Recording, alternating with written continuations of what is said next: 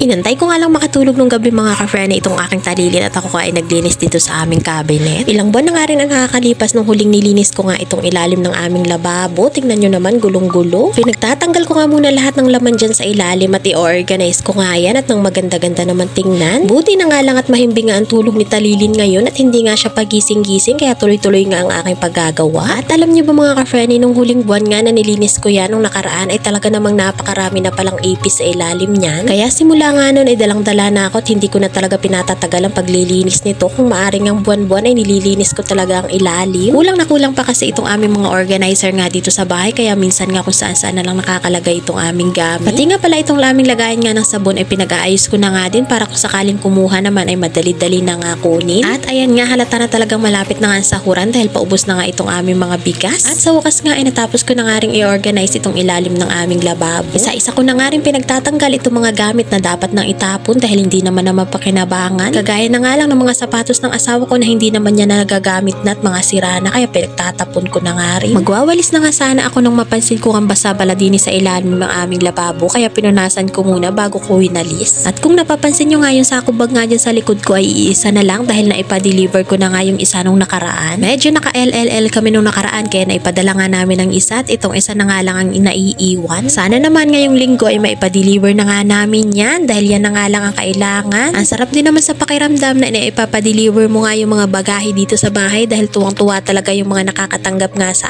amin. Excited na nga silang matanggap ulit yung panibagong bagahe. Ako lang talaga yung nagdadala ng mga bagahe na yan para ma-deliver pero ang nagbibigay ng pera na pambayad ay yung aking kapatid na bunso. Wala naman kasi akong sariling pera na hawak kaya umaasa lang talaga ako sa kapatid kong bunso na kung kailan siya magbibigay kay tatay ay ako naman ang magpapadala. Inaantay ko lang na abutan niya nga ako ng pera kaya pinupursige ko nga talaga itong aking pagbablog-vlog nga dito sa YouTube para kahit papano man at dumating man ang panahon ay meron nga akong sarili kong income. Sa totoo lang mga ka-friend ay iba pa rin talaga kapag housewife ka na meron ka nga sariling hawak na pera. Kaya halos lahat talaga ng online platform mga ka-friend ay tinatry ko nga. Maliban nga sa pagbablog-vlog ay nag-a-affiliate nga din ako. Wala namang masama kung sumubok nga ako ng sumubok. Wala naman akong inaapakang ibang tao. Dati nga nung nagsisimula pa lang akong mag-vlog-vlog ay hiyang-hiya talaga ako lalo na kapag ipapakita ang aking mukha dahil alam nyo na hindi naman tayo mistisa. Noong una nga ay napakababa pa talaga ng aking mga views lalo na nga sa FB at minsan nga naiisip ko siguro kung maganda lang ako at maputi paniguradong madami nga ang viewers ko. Pero habang tumatagal ay naisip ko na hindi lang pala talaga yan sa ganda. Kung masipag ka ay may pag-asa ka. Dasal at magtiwala lang sa taas ay pasasaan ba at makakaahon din. At ayan na nga pala mga ka-friends, sa dami ko nga idinaldal ay natapos na nga ako sa paglilinis at ayan nga naglalampaso na nga rin ako ng mga oras na yan. Wala talaga ako maitutulong nga pagdating sa financial dito sa aking asawa pero pagdating naman sa malinis na bahay ayun lang talaga ang kayang-kaya ko nga i-offer sa kanya. Masarap din naman kasi sa pakiramdam na pagdating mo nga galing trabaho ay malinis ang bahay. Ito lang talaga ang tulong na kaya kong gawin sa ngayon. Pagkatapos ko nga maglampaso ay nakalimutan kong wala palang lamang tubig itong isang galon namin. Kaya kinuha ko nga muna itong aming galon, hinugasan ko at lalagyan ko nga ulit ng tubig. Iba na yung sigurado nitong mga nakaraan kasing araw ay laging kaming nawawala ng tubig kaya minsan ay nauubusan talaga kami ng panluto. At natapos na nga ako sa paglilinis at pag-iimbak ng tubig nakapaghilaw at nakapagpalit na nga rin pala ako ng damit. Hanggang dito na lang mga ka-friend ko. Maraming salamat sa inyong panunood. Bye!